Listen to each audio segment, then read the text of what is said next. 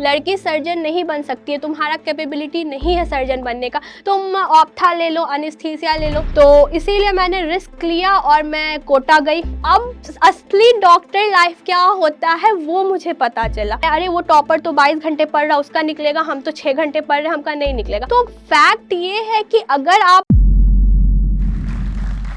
Hello, my self doctor Nilofar Sharma.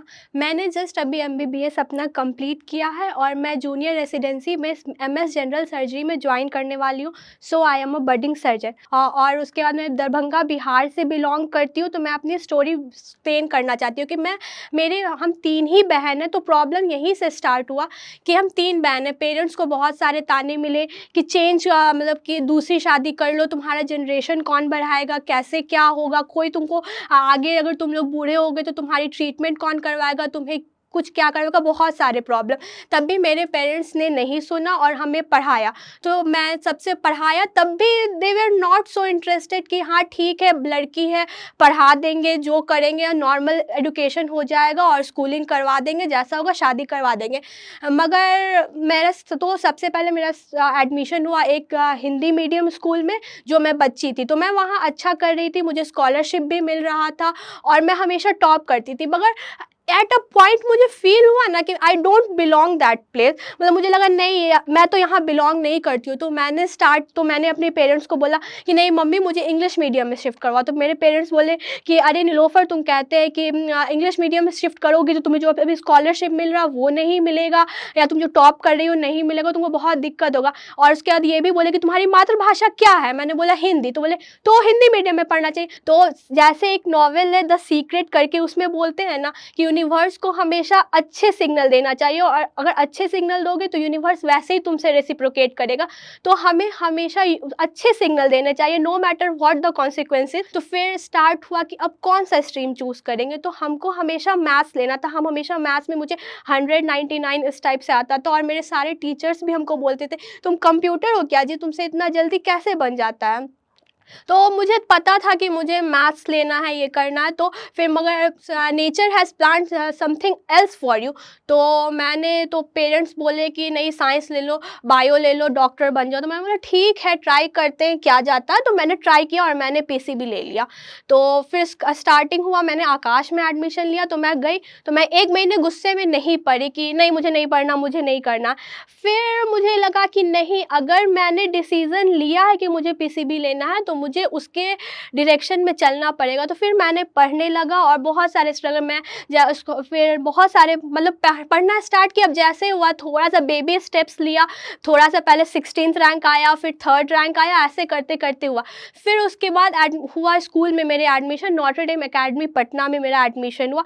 फिर main problem मुझसे start हुआ, स्ट्रगलिंग बिटवीन स्कूल एंड आकाश। बहुत सारे टीचर्स मुझे बोलते थे कि आकाश पाताल क्या करती रहती हो दिन भर, स्कूल के लिए पढ़ो, अगर स्कूल ही में फेल कर जाओगी तो नीट कैसे दोगी, अगर फेल ही कर गई 12th में तो कैसे नीट दोगे बताओ। तब भी मैंने उन लोगों का नहीं सुना, क्योंकि मुझे पता था कि मुझे क्या करना है। अब दूसरे मुझे नहीं डिफाइन कर सकते, मैं अपने आप को खुद डिफाइन करती हूँ। तो मैंने उन लोगों की बात थोड़ी सी भी नहीं सुनी, और उसके बाद जैसे था मैं स्ट्रगल की। मैं वैन से जब घर जाती थी तो मैं वैन में भी पढ़ती रहती थी। सब लोग सारे सीनरी देखते रहते थे कि बाहर में क्या हो रहा, बट मैं पढ़ती रहती थी। जब मेरा प्ले पीरियड होता था तो मैं बिग फील्ड में ट्री के नीचे बैठ के पढ़ती थी। मुझसे जितना हुआ, सबके पास तो 24 आवर ही होता है ना, we have to squeeze the time. और मैंने वही किया, मैंने टाइम निकाला और मैंने किया। तो फिर 12th का जब रिजल्ट आया तो मैं अपने क्लास 12 साइंस B में अपने फिजिक्स में टॉप की। फिर कुछ दिन के बाद नीट का एग्ज़ाम हुआ, मैंने नीट दिया और मुझे 10,000 रैंक आया नीट UG में। तो मुझे गवर्नमेंट कॉलेज मिल रहा था, गवर्नमेंट का सीट मिल रहा था, बट फिर वही प्रॉब्लम आया कि I was not satisfied with my college. मुझे लगा कि मैं अच्छे जगह से बिलोंग करती हूँ। तो मैंने अपने पेरेंट्स को बोला कि नहीं मुझे यहाँ नहीं एडमिशन लेना है। तो मेरे पेरेंट्स बहुत अगेंस्ट थे इस चीज़ के लिए कि नहीं, मतलब UG सीट इतना मुश्किल से सबको मिलता है, as a middle class UG seat medical में लेना एक बहुत बड़ी बात होती है, तुम कैसे छोड़ दोगी। बट मैं अपने इरादे पे ये थी कि जब तक रिस्क नहीं लेंगे तो क्या होगा, अगर हम रिस्क लिए और अगर हम जीत गए तो ठीक है, हम खुश होंगे, और अगर हार गए तो क्या होगा, एक्सपीरियंस होगा, आई विल बिकम वाइजर। तो इसीलिए मैंने रिस्क लिया और मैं कोटा गई। अब स्टोरी है यहाँ कोटा की, कि मैंने कोटा में क्या किया। मैंने कोटा में एडमिशन लिया, वहाँ पे अचीवर बैच में लिया। तो वहाँ बहुत सारे एलियनाइट थे और हम बहुत एलियन फील करते थे कि हम सारे एलियनाइट के बीच में एलियन है। तब भी आई स्ट्रगल, मैं जितना हो सका पढ़ी। बट बात ये है कि मैं हर चीज़ को बैलेंस करके रखी। बहुत सारे लोग थे वहाँ जो 24 घंटे में 22 घंटा ही पढ़ते थे, 2 घंटा सोते थे। मगर मैं अच्छे से सोती थी, मैं अपना नींद कंप्लीट करती थी 6 घंटे से 7 घंटे की, और उसके बाद जितना मैं पढ़ सकती थी पढ़ी।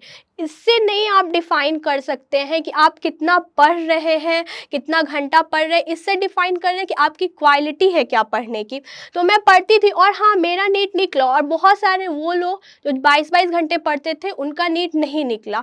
तो आप इससे डिफ़ाइन मत होइए या कभी किसी से इन्फ्लुएंस मत होइए कि आप कितने घंटे पढ़ रहे हैं। अरे वो टॉपर तो 22 घंटे पढ़ रहा, उसका निकलेगा, हम तो 6 घंटे पढ़ रहे हैं, हमका नहीं निकलेगा।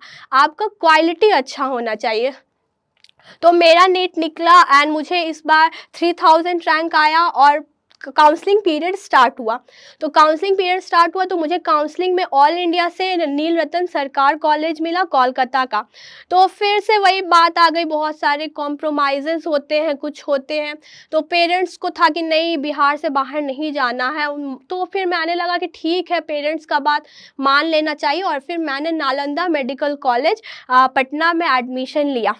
तो वो मतलब सारे जो भी नीट एस्पायरेंट है उन लोग के लिए वो मैजिकल वर्ल्ड है कि क्या होता है, कैसा लगता है। तो हाँ, वो मैजिकल वर्ल्ड था जब मैंने कोट पहना, वाइट कलर का कोट था मेरा और उस पर एक बैच था नीलोफर शर्मा नालंदा मेडिकल कॉलेज। वो पहन के मुझे बहुत अच्छा लगा। बट यही है ना कि वो फेयरी वर्ल्ड तो नहीं बोल सकते कि दैट्स नॉट फेयरी वर्ल्ड। बहुत सारे उसमें भी प्रॉब्लम आते हैं। बहुत सारे सीनियर ने इंट्रो लिया, वो तो लेते ही हैं। बॉन्ड कैसे बनता है, ऐसे ही बनता है। बहुत सारे प्रॉब्लम आए। फिर मैं फर्स्ट ईयर में नहीं पढ़ी थी, मुझे लगा मैं बहुत पढ़ ली हूँ, अब नहीं पढ़ूंगी। मैं फर्स्ट ईयर में काम चलाऊ पढ़ ली, पास हो गई। फिर सेकेंड ईयर में आई तो फिर मुझे लगा कि नहीं, मैंने तो 1 साल बर्बाद कर दिया। ठीक है, वो बर्बाद नहीं था, बट एनीवेज हम को लगा, तो फिर हम तैयार स्टार्ट किए। तो फैक्ट ये है कि अगर आप पीछे का देखेंगे कि मैंने बर्बाद कर लिया और आगे का नहीं सोचेंगे, तो वो तो दिक्कत की बात हो जाएगी। आप आगे का सोचो। बोलते हैं ना, जब जागो तब सवेरा। तो मेरा सेकेंड ईयर था, मैंने सेकेंड ईयर में फिर पढ़ना शुरू किया, धीरे धीरे पढ़ा। मैं सेकेंड ईयर में थोड़ा सा और इम्प्रूव की, थर्ड ईयर में और इम्प्रूव की। फिर जब फाइनल ईयर का एग्ज़ाम हुआ तो मुझे गोल्ड मेडल मिला फाइनल ईयर के सब्जेक्ट में। वो भी एक मोमेंट था मेरे लाइफ में जब मैं रोई थी, क्योंकि वो मेरे पापा का ड्रीम था कि मुझे गोल्ड मेडल मिले और वो मैंने पूरा किया। तो और मुझे बचपन से था, जब भी मैं सुनती थी ना कि कोई डॉक्टर का नीलोफर या कोई डॉक्टर का नाम में MBBS गोल्ड मेडलिस्ट लिखा था, तो मैं देख के सोचती थी मुझे कभी मिलेगा, और वो हाँ मिल गया। तो मैं अब बस डॉक्टर नीलोफर शर्मा MBBS नहीं हूँ, मैं doctor Nilofar Sharma MBBS gold medallist हूँ। और वो नाम देख के मुझे कितना एनर्जी बूस्ट होता है वो मैं नहीं बता सकती। फिर उसके बाद इंटर्नशिप स्टार्ट हुई, जो हमारा ये ड्यूटी आवर्स होता है। तो अब असली डॉक्टर लाइफ क्या होता है वो मुझे पता चला कि क्या होता है, मतलब डॉक्टर लोग क्या होते हैं, असली वर्ल्ड जो होती है डॉक्टर की वो वही होती है। मेरा स्टार्ट हुआ था ड्यूटी ऑप्स गायनी से। तो बहुत कुछ अच्छे मेमोरीज है, बहुत बुरे मेमोरीज है। बहुत सारे लोग बोलते थे कि क्या हुआ, गोल्ड मेडल मिल गया तो क्या हुआ, नीट थोड़ी निकल जाएगा। मगर कुछ लोग तो हमेशा, हम लोग को ये मान के चलना है कि हमेशा 100% लोग कभी आपसे खुश नहीं हो सकते हैं। कुछ लोग खुश होंगे, कुछ लोग आपका बुराई करेंगे। तो उस चीज़ को नज़रअंदाज करना और हमेशा अपने आप को देखना, अपने में झांकना कि आप क्या अपने आप को कर रहे हैं। No one can define you except you. And वो भी बहुत अच्छा मोमेंट फील था। और उसके बाद बहुत सारे अच्छे सीनियर्स मिले, बहुत सारे बुरे एक्सपीरियंस भी है मेरे इंटर्नशिप के साथ। एंड इसी तरह मेरा इंटर्नशिप गुजरा। उसके बाद और फिर अब आती है बात मुझे नीट पीजी की, कि नीट पीजी में क्या था। तो नीट पीजी हम लोग को नोटिस आया कि हम लोग एलिजिबल नहीं है। There are some rules regarding the completion of internship, और वो हमारा कॉलेज कंप्लीट नहीं कर पा रहा था। इसीलिए हम लोग नीट नहीं दे पा रहे थे, तो हम बोले ओके ठीक है, पढ़ भी लेते, जितना होगा पढ़ लेते, मस्ती कर लेते, फिर तो नीट पीजी निकालना ही है। तो मैंने बहुत इंटर्नशिप में मस्ती भी किया, पढ़ाई भी किया, ड्यूटी भी किया। फिर अचानक से 22 दिन पहले बूम, नोटिस आया कि आप दे सकते हैं, हम लोग एलिजिबल हैं। वो 22 डेज़ पहले जस्ट मैं ट्रिप से वापस आई थी और मुझे नोटिस आया। मैं तो बहुत कंफ्यूज हो गई, क्या करूँ, मेरा निकलेगा नहीं निकलेगा, क्या होगा। बट मैंने ये नहीं सोचा कि क्या कॉन्सिक्वेंसेस होगा, क्योंकि वो मैं कभी कंट्रोल नहीं कर सकती। मैं रिज़ल्ट को कंट्रोल नहीं कर सकती, बट मैं ये कंट्रोल कर सकती हूँ कि मैं क्या पढ़ रही हूँ या मैं क्या कर रही हूँ। तो मैंने उस चीज़ को कभी वरी नहीं किया और मैंने जितना मेहनत कर सकती थी किया। ड्यूटी भी किया, पढ़ाई भी किया उस 22 दिन में। जब राउंड्स होते थे तो मैं एमसीक्यू बैठ के खड़े होके बनाती रहती थी, पीछे छुप छुप के। फिर उसके बाद नोट्स का मैं फ़ोटो खींच के मोबाइल में ले जाती थी, और अगर कुछ वर्क नहीं रहता था तो मैं पढ़ती थी, और मैंने कभी रिज़ल्ट के बारे में वरी भी नहीं किया। और उसके बाद मैं नीट दी और रिज़ल्ट आया 14 मार्च 2023 को, और मैं सेलेक्ट हो गई थी। पूरे बैच में बस 3 से 4 लोगों का निकला, और उस 3 से 4 लोगों में मैं भी थी। तो मैं अब एमएस जनरल सर्जरी लेने वाली हूँ। उसमें भी लोगों को शांति नहीं मिला, और लोगों ने बोला लड़की सर्जन नहीं बन सकती है, तुम्हारा कैपेबिलिटी नहीं है सर्जन बनने का, तुम ऑप्था ले लो, एनेस्थीसिया ले लो। बट मैं कभी किसी की नहीं सुनी और कभी सुनूंगी भी नहीं। मैं जनरल सर्जरी लूँगी and I will prove themselves कि दे आर रॉन्ग। और आखिरी में मैं जो स्टॉक नीट को थैंक यू बोलना चाहती हूँ कि उन्होंने मुझे ये अपॉर्चुनिटी दिया। सारे लोग तो टॉपर्स को देते हैं, बट जो स्टॉक नीट ने ऐसे लोगों को अपॉर्चुनिटी देते हैं जिनका स्टोरी में कुछ संघर्ष है। जब किसान के बच्चे या किसी के भी बच्चे, गरीबों के बच्चे निकाल सकते तो आप क्यों नहीं निकाल सकते? आप भी निकालिए। एंड थैंक यू जो स्टॉक नीट।